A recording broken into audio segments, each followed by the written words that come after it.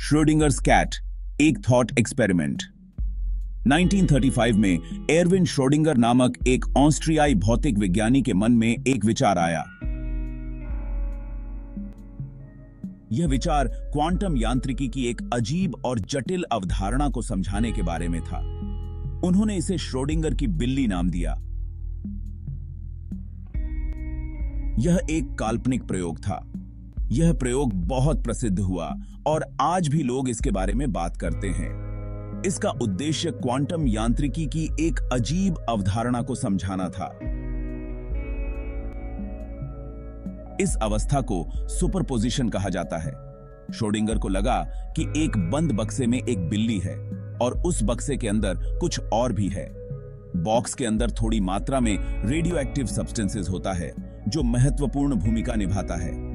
इस सब्सटेंसेस के 1 घंटे के भीतर डिके होने की 50% संभावना है।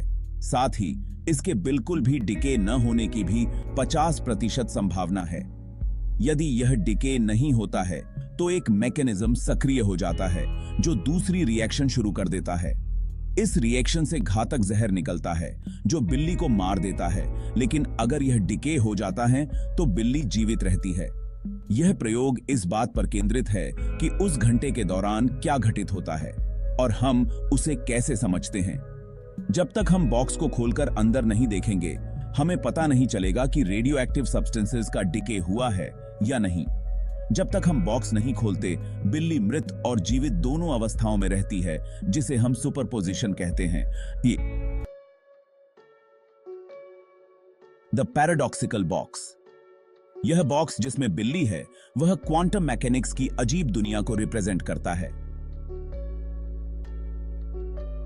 अपनी रोज की जिंदगी में हम चीजों को या तो एक तरीके से देखते हैं या दूसरे तरीके से।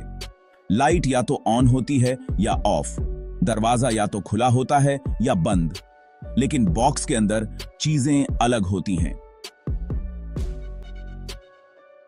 बिल्ली की किस्मत उस रेडियो एक्टिव सब्सटेंसेस से जुड़ी है। हमें नहीं मालूम कि रेडियो एक्टिव सब्सटेंसेस डिके या नॉन डिके किस अवस्था में विद्यमान है। इस भ्रम को ही सुपरपोजिशन कहते हैं। तो जब तक हम बॉक्स नहीं खोलते और ऑब्जर्व नहीं करते, बिल्ली जिंदा भी है और मरी हुई भी। यही वह भ्रम है जिसे श्रोडिंगर उजागर करना चाहते थे।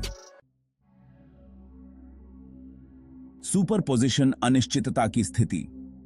क्वांटम यांत्रिकी एक ऐसी दुनिया का परिचय देती है जहां निश्चितता एक संभावना है। कल्पना कीजिए कि आप सिक्का उछाल रहे हैं लेकिन परिणाम नहीं देख रहे हैं। जब तक आप परिणाम नहीं देखते, सिक्का एक ही समय में हेड्स और टेल्स दोनों रूपों में होता है। यह क्वांटम यांत्रिकी में सुपरपोजिशन की अवधारणा के समान है। जब आप सिक्के को देखते हैं तो वह एक अवस्था में प्रकट हो जाता है, हेड्स और टेल्स। क्वांटम दुनिया में इलेक्ट्रॉन और फोटॉन जैसे कण इसी तरह व्यवहार करते हैं। वे कई अवस्थाओं में तब तक विद्यमान रहते हैं जब तक कि हम उनका मैसिफाई नहीं कर देते। श्रोडिंगर की बिल्ली ने इस जटिल विचार को समझने में हमारी मदद की। यह याद रखना महत्वपूर्ण है कि सुपरपोजिशन हमारे ज्ञान की कमी के कारण नहीं है। यह क्वांटम क्षेत्र में कणों के व्यवहार का एक मूलभूत पहलू है जो सबसे छोटे पैमाने पर वास्तविकता की सच्ची प्रकृति को प्रकट करता है। Quantum mechanics and the cat. यह सेक्शन क्वांटम यांत्रिकी के क्षेत्र में सबसे दिलचस्प विचार प्रयोगों में से एक पर प्रकाश डालता है। श्रोडिंगर का बिल्ली प्रयोग हमारे द्वारा देखी जाने वाली दुनिया और क्वांटम यांत्रिकी की दुनिया के बीच एक महत्वपूर्ण अंतर को उजागर करता है। यह प्रयोग क्वांटम यांत्रिकी की जटिल प्रकृति को समझने में मदद करता है। हमारे दैनिक जीवन में चीजों की निश्चित अवस्थाएं होती हैं।